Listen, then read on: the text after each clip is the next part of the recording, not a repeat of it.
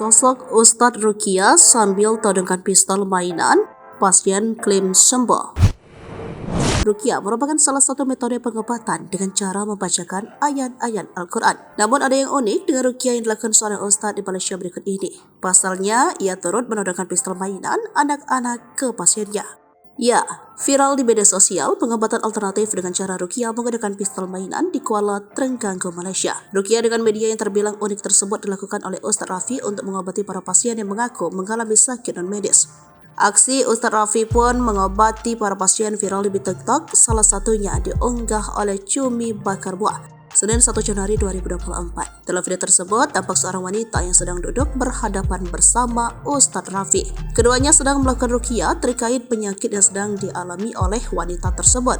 Setelah selesai dibacakan lantunan ayat, wanita tersebut pun tampak berteriak dan histeris di depan Ustadz Rafi.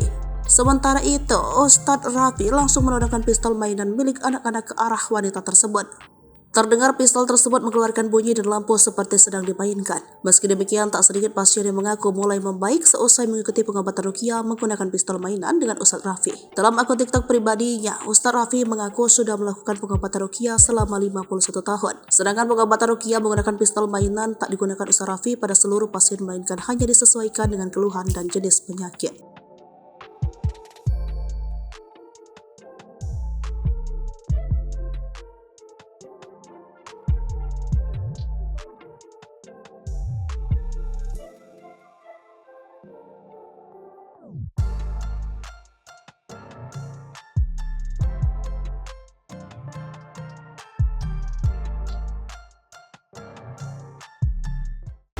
Download Tribun X sekarang, menghadirkan lokal menjadi Indonesia.